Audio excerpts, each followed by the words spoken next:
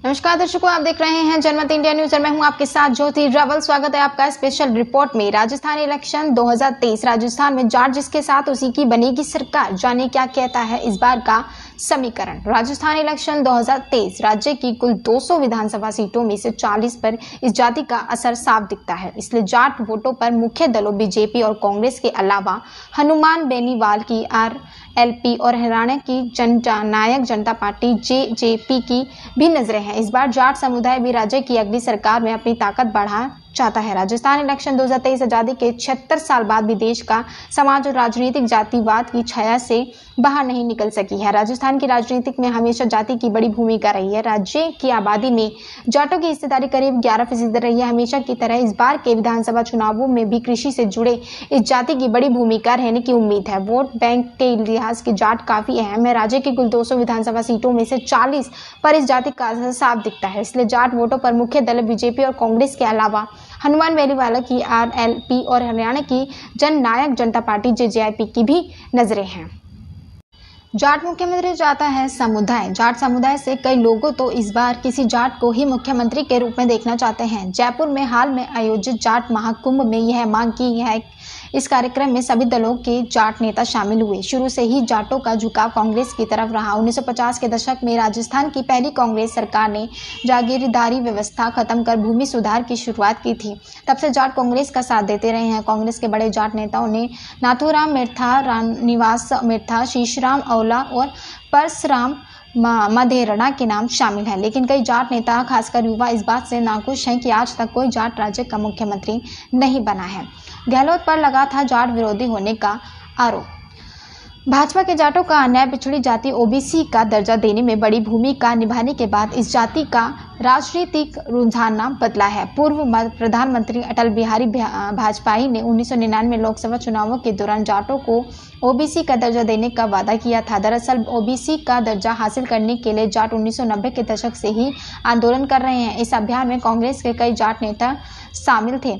इनमें से कई मुख्यमंत्री अशोक गहलोत ने प्रतिद्वंदी थे। इससे यह धारणा बन गई कि जाटों को ओबीसी का दर्जा देने में गहलोत की दिलचस्पी नहीं थी, इसलिए उन्हें जाट विरोधी माने जाने लगा। यह दाग उनके दामन पर कई सालों तक लगा रहा। कांग्रेस के राजस्थान में कमजोर होने की वजह इस दल को लेकर जाटों की बेरुखी मानी गई। लोकसभा चुनाव में कांग्रेस के 156 सीटों पर जीत मिली थी। 2003 के चुनावों में कांग्रेस को बड़ी हार का सामना करना पड़ा था। उपराष्ट्रपति की राजस्थान दोनों ने बढ़ाई गहलोत की परेशानी। इसलिए इस बार हर राजनीतिक दल चुनावों में जाटों का समर्थन हासिल करने के लिए हर मुमकिन कोशिश करता दिख रहा है। करीब 2 हफ्ते पहले गहलोत ने उपराष्ट्रपति जगदीप धनखड़ के बार राजस्थान दौरों को लेकर उन पर निशाना साधा था। दरअसल धनखड़ एक जाट है। गहलोत का मानना है कि बार उनके राजस्थान आने से जाट वोटों पर असर पड़ सकता है।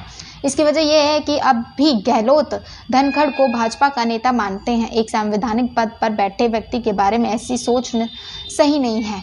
उधर धनखड़ ने राजस्थान के अपने दौरों को पक्ष में कहा कि उनकी जड़ें राजस्थान में हैं।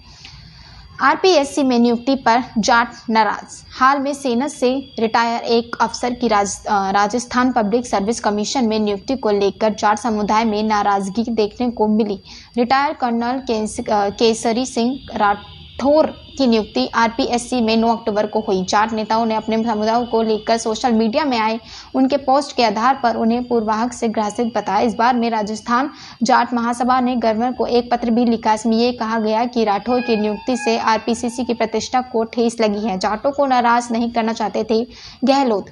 जाटों की नाराजगी को देखते हुए गहलोत ने यह स्वीकार करने में देर नहीं की कि राठौर की टिप्पणियां निंदनीय और दुर्भाग्यपूर्ण है। इसके बावजूद भी राठौर को लेकर जाटों की नाराजगी कम नहीं हुई। जाट नेताओं ने राठौर के इस्तीफे की मांग की। उनका कहना था कि खुद गहलोत ने यह माना है कि उन्हें राठौर के बयानों से चोट पहुंची है, इसलिए राठौर का इस्तीफा जरूरी है। दरअसल अगर कांग्रेस को राजस्थान की सत्ता में बने रहना है तो जाटों का समर्थन जरूरी है।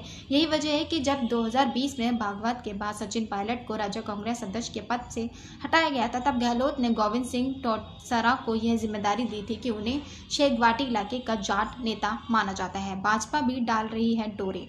उधर भाजपा वसुंधरा राजे की जाट बहू की छवि का इस्तेमाल कर जाटों का समर्थन हासिल करने की कोशिश कर रही है, लेकिन भाजपा में इस बार राज्य के हाशिया पर आ जाने से जाटों का समर्थन हासिल करने में भाजपा को दिक्कत आ रही है। जिस तरह से देश भर में कृषि कानून के खिलाफ किसानों की नाराजगी देखने को मिली थी, उससे जाटों के साथ भाजपा के रिश्ते पहले से अच्छे नहीं चल रहे हैं। चुनाव के साल में सतीश पूनिया को राज्य बीजेपी प्रमुख के पद से हटाए जाने से भी जाटों को निराशा हुई है। फिलहाल के लिए इतना ही। तब तक के लिए बने रहिए हमारे साथ और देखते रहिए जनमत इंडिया न्यूज़।